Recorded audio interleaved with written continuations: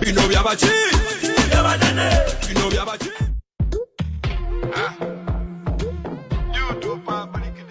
Pallaso yekoze ebintu esayidi eno n'omuyimbi Alien Skin abyekoze bulala esayidi eno ate nga munnange omuyimbi Fikfa Maker munnange aguze emmotoka empya wali jiipu. Kakati ngenda kubeera nga ate nga nkutandisa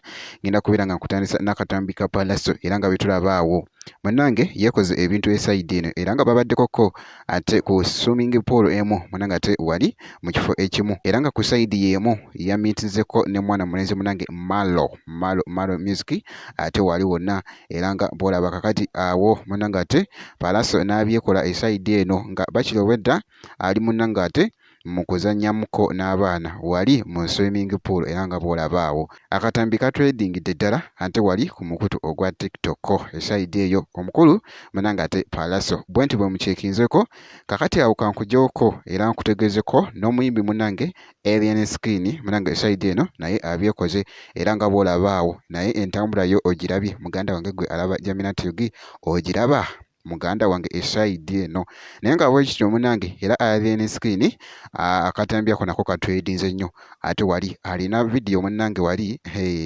talenti munnange ate ekutte akati ku mukutu ogwa YouTube etwedingidde ddala osobola nayo giceekingako ye muyimbi nno Alien Skin esayidi eyo kakati munene kankuggyeko awo ku Alien Skin ate nkulageko wano omuyimbi munnange Fikfa Maker emmotoka emusanze nga gabadde mazaalibwa ge era wali n'atulaga era nga bw'olaba munnange mu bifaananyi ate ebikutteyo wali aguze jiipu empya wali kirabo nno era nga awandiiseko wali n'agamba nti nno nga bw'olaba awo munnange n'atukakasa nti nno munnange ate ekirabo ekyo Katonda ate kyamuwadde eky'emmotoka eyo jiipu mpya era nga bw'ogiraba awo nno munda bw'etyo munnange ate bwefaanana munda esayidi awo naye nga ebifaananyi ebyo nabyo bitwedinze nnyo ate era kw'ossa n'obubaka bwe ate obw'amazaalibwa ge happy birthday ate to Fikfa Maker esayidi eyo kakati munnange bwekityo munnange ate bwe kitambudde making sure nti nno osubscribinga bw'obeera nga tonaba ngenda kubeera nga bambi nga nkomawo ate mu maaso awo katono nnyo bwe kiti.